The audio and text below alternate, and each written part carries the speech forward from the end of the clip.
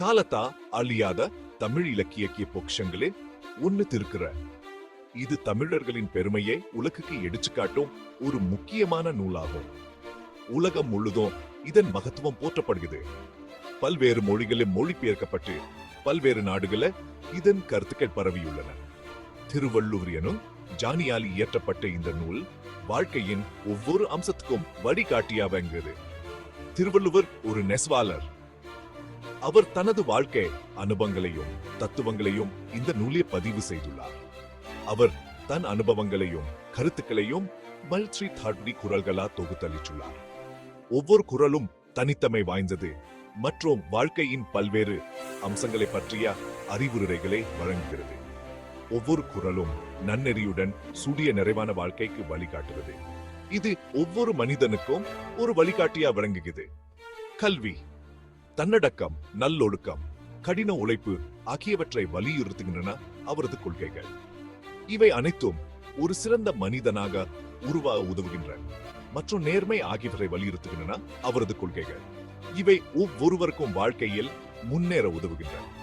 இன்றைய இளைஞர்களுக்கும் இந்த கொள்கைகள் பொருத்தமானவை. இவை அவர்களின் வாழ்க்கையை மேம்படுத்த உதவுகின்றன. இந்த கொள்கைகளின்படி அனைவரும் வாழ்ந்தா அது அமைதியும் மரியாதையும் நிறைந்த உலகமாக இருக்கும் என கற்பனை செய்து பாருங்கள். திருக்குறள் அறம், பொருள், இன்பம் என 3 பிரிவுகளாக பிரிக்கப்பட்டது. இந்த பிரிவுகள் வாழ்க்கையை எப்படி வாழ்வது என்பது குறித்து நடைமுறை ஆலோசனைகளை வழங்குகின்றன. ஒவ்வொரு பிரிவும் தனித்தன்மை வாய்ந்தது மற்றும் வாழ்க்கையின் முக்கிய அம்சங்களை பற்றிய அறிவுரைகளை வழங்குகிறது. இந்த பிரிவுகள் வாழ்க்கையை எப்படி வாழ்வது என்பது குறித்து நடைமுறை ஆலோசனைகளை வழங்குகின்றன. ஒவ்வொரு குறளும் ஒரு சிறந்த வாழ்க்கைக்கு வழிகாட்டியா விளங்குது. திருவள்ளுவர் சமநிலையான வாழ்க்கையில்தான் உண்மையான மகிழ்ச்சி உள்ளது என்று நம்பினார். அவர் சூரிய கொள்கைகள் நம் வாழ்க்கையை மேம்படுத்த உதவுகின்றன. இந்த கொள்கைகளை புரிந்துகிட்டு வாழ்க்கையில் கடைபிடிப்பதன் மூலம் மன அமைதியை வளர்த்துக் கொள்ளலாம். சமுதாயத்துக்கு சிறப்பாக பங்களிக்க முடியும். இவ அனைத்தும் நம் வாழ்க்கை சிறப்பா மாற்றும். கல்வியின் மாற்றம் சக்தியை திருவள்ளுவர் வலியுறுத்துகிறார். கல்வி என்பது ஒவ்வொரு மனிதனின் வாழ்க்கையில் மிக முக்கியமான பங்கு வகிக்குது. அறியாமைய அகற்றும் சூர்மையான ஆயுதம் கல்வி என்கிறார். இது நம் மனதை திறக்கவும் புதிய சிந்தனைகளை உருவாக்கவும் உதவுகிறது. கல்வி என்பது வெறும் அறிவு மட்டுமல்ல, ஞானமும் புரிதலும் ஆகும். இது நம் வாழ்க்கையை மேம்படுத்தும் ஒரு சக்தியாகும். தெளிவான முடிவுகளை எடுக்கவும் பிரச்சனைகளுக்கு தீர்வு காணவும் கல்வி நமக்கு சக்தி அளிக்கிறது. இது நம் திறன்களை மேம்படுத்தி நம் வாழ்க்கையை வளமாக்குது. வாய்ப்புகளுக்கான கதவுகளை திறந்து திறமைகளை அடைய உதவுது. கல்வி நமக்கு புதிய உலகங்களை அறிமுகப்படுத்துகிறது. சுயமா சிந்திக்கவும் நடுநிலையா ஆராயவும் கல்வி உதவுது. இது நம் சிந்தனையை விரிவாக்கி நம் பார்வையை விரிவாக்குது. இன்றைய உலகில் புதிய சவால்களை சமாளிக்க கல்வி மிகவும் முக்கியம். இது நமக்கு புதிய திறன்களை கற்றுக் கொடுக்குது. வாழ்நாள் முழுவதும் தொடர்ந்து கற்றுக்கிட்டே இருக்க வேண்டும் என திருவள்ளுவர் வலியுறுத்துகிறார். கல்வி என்பது ஒரு தொடர்ச்சியான பயணம். கவனித்தல், அனுபவம் மற்றும் பெருடனான தொடர்பு மூலம் கற்றல் நிகழ்கிறது. இது நமக்கு வாழ்க்கையின் பல்வேறு அம்சங்களை புரிய உதவுகிறது. அறிவை தேடுவது என்பது வாழ்நாள் முழுவதும் நடைபெறும் ஒரு பயணம். இது நமக்கு புதிய அனுபவங்களை வழங்குகிறது. அதுக்கு அளவிட முடியாத பலன்கள் உண்டு. கல்வி நமக்கு வெற்றியை அடைய உதவுகிறது. பச்சாதாபத்தை வளர்த்து சகிப்புத்தன்மையையும் மரியாதையும் ஊக்குவிக்கிறது கல்வி. இது நமக்கு மனிதாபிமானத்தை வளர்க்க உதவுகிறது. கல்வியை தருவதன் மூலம் இன்றைய இளைய தலைமுறையினர் ஒளிமயமான எதிர்காலத்தை உருவாக்க முடியும். இது நமக்கு நம்பிக்கையும் வழங்குகிறது. நன்னெறியுடன் சூடிய வாழ்க்கைக்கு தன்னடக்கம் அடிப்படை என்று திருவள்ளுவர் கூறுகிறார். சோதனைகளை எதிர்த்து சரியான தேர்வுகளை செய்ய தன்னக்கம் உதவுது.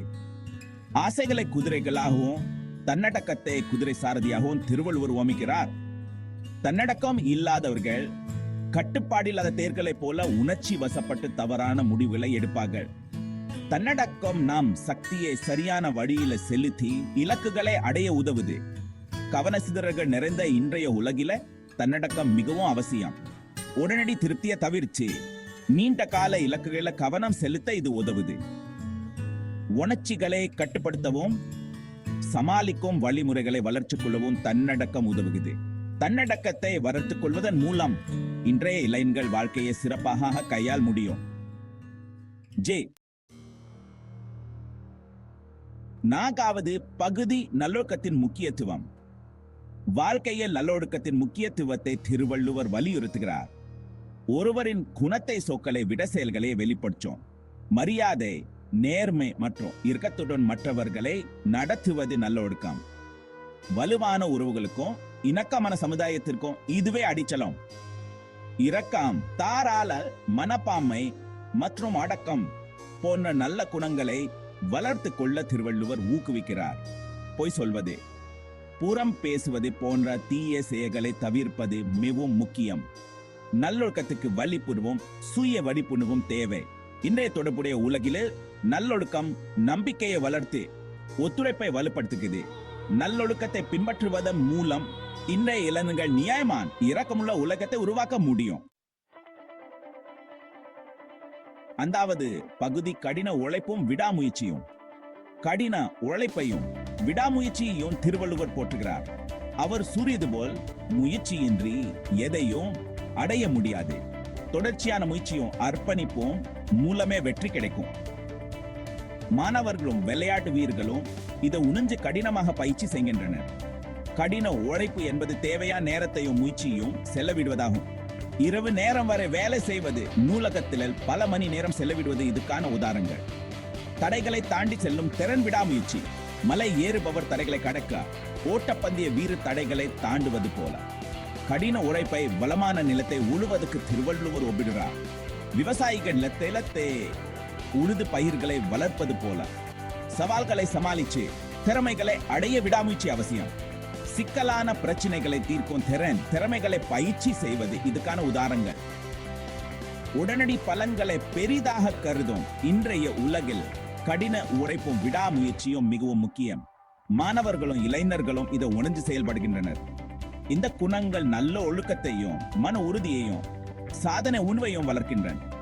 குழுவாக செயல்படுவதும் தன்னம்பிக்கையுடன் செயல்படுவதும் இதுக்கான உதாரணங்கள். எதிர்ப்புகளை மீறி கனவுகளை அடைய விடாமுயற்சி உதவுது. இளைஞர்கள் தங்கள் இலக்களை அடைந்து வெற்றியை கொண்டாடுகின்றனர். கடின உழைப்பையும் விடாமுயற்சியும் கடைபிடிப்பதன் மூலம் இன்றைய இளைஞர்கள் சிறந்து விளங்க முடியும்.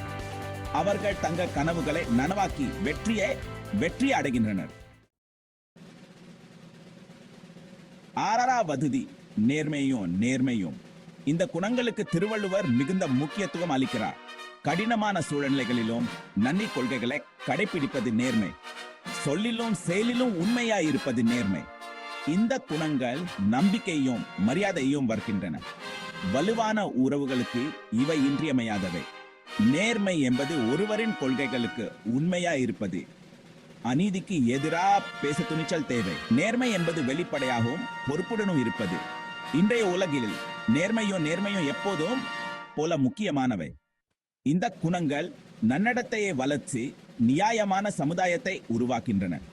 நேர்மையும் கடைபிடிப்பதன் மூலம் இன்றைய இளைஞர்கள் நம்பிக்கையும் மரியாதையும் நிறைந்த உலகத்தை உருவாக்க முடியும்.